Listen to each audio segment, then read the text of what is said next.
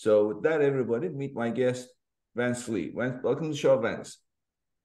Thank you so much for having me. I'm excited to be here. Well, I'm glad to have you. So we were talking earlier about body and mind coming together, and where does the heart fit into it? And sometimes we can do with it. Sometimes we can do without it. Right? It gives us a lot of pain. So okay, so you have a unique approach for product sell private label sellers. So tell us what that unique approach is.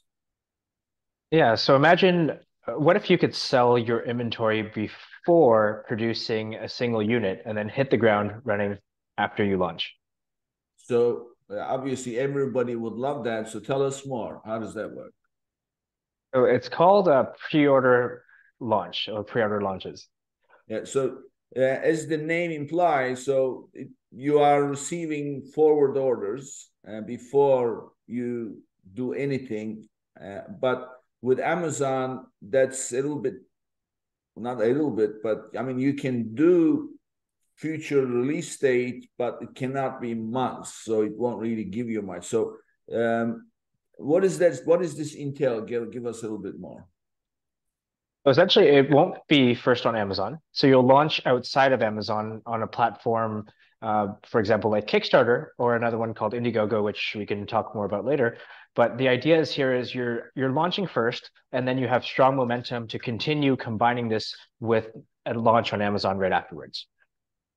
Okay, all right. So, um, based on our discussion earlier, this is something that may be useful for a lot of private label sellers. And of course, everybody wants to minimize their inventory risk.